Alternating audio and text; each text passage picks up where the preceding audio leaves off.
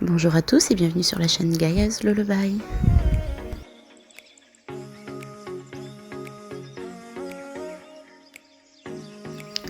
Quoi de mieux pour une première vidéo qu'un petit haul de mes plantes? Alors je vous emmène avec moi dans ma petite jungle. Et on commence par ma Monstera Deliciosa. C'est une plante que j'adore, elle est déjà très grande, ça fait seulement 3 mois que je l'ai, mais elle a déjà pris une ampleur énorme. Elle se porte hyper bien. Elle m'a fait 3-4 nouvelles feuilles qui se portent super bien. Les anciennes feuilles qu'elle avait quand je l'ai eu à la jardinerie sont un petit peu flétries comme celle-ci. Et j'ai surtout 3 feuilles qui étaient toutes petites et qui me font des taches jaunes. Et en fait, c'est des feuilles qui étaient vraiment très petites à la jardinerie et qui ont pris de l'humidité. Donc elles ont grandi et les taches persistent. Donc j'attends juste un petit peu qu'elle ait pris plus d'ampleur sur les autres feuilles. J'enlèverai ces feuilles-là. Donc elle se porte super bien. Là, vous pouvez voir, j'ai coupé, j'ai fait une bouture, je vous la montre juste après.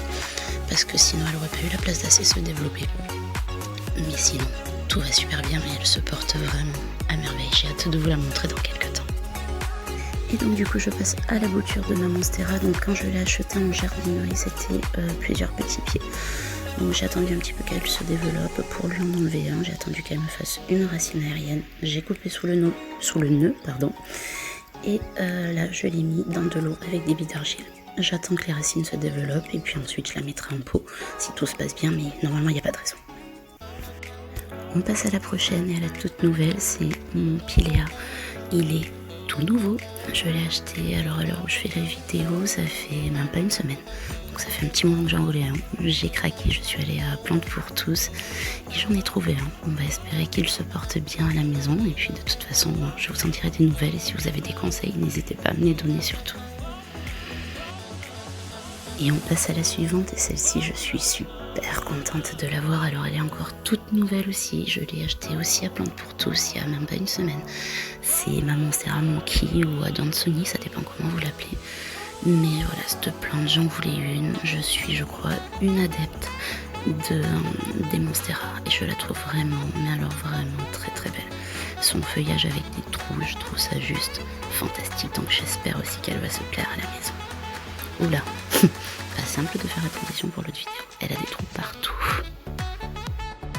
Et pour la prochaine, c'est encore une nouvelle plante que j'ai achetée à Plantes pour tous, c'est mon Ficus Elastica variegata. Pareil, c'est un ficus que je voulais, j'ai craqué, il est encore tout petit. J'espère que tout va bien se passer. Normalement, c'est pas très difficile. Donc, il n'y a pas de raison qu'il se plaise pas à la maison. Et en tout cas, pour l'instant, une nouvelle feuille arrive. Donc, je vous en dirai très vite des nouvelles. Et toujours pareil, vraiment, si vous avez des conseils, n'hésitez pas à me les donner. Et du coup, pour la prochaine, on passe sur mon pothos. Ça faisait pareil un moment que j'en voulais un. Ça fait une quinzaine de jours que je l'ai acheté en jardinerie. Je l'ai divisé en 2 pieds. Il se porte à merveille. Regardez, il me fait déjà une nouvelle feuille. Donc c'est vraiment très rapide, c'est vraiment réputé pour ça le pothos. Normalement il n'y a pas de souci, soit ça grimpe, soit c'est retombant, mais normalement même en termes d'entretien, il est vraiment pas compliqué. Donc moi je les ai achetés parce que voilà, je le mets au pied de mon miroir et j'ai envie de faire courir les lianes du coup tout autour du miroir. Donc c'est pour ça que je l'ai divisé en 2 pieds.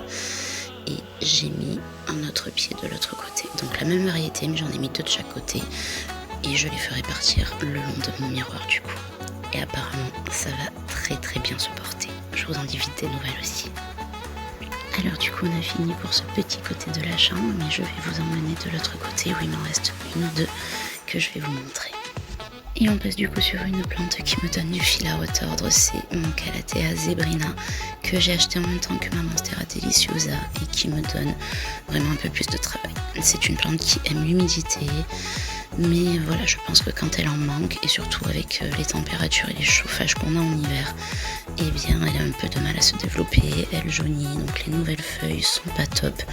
Donc j'attends un petit peu et je vous dis vite des nouvelles pour vous dire si j'ai réussi à en faire quelque chose. Maintenant sur une plante sauvetage, c'est mon Calathea médaillon.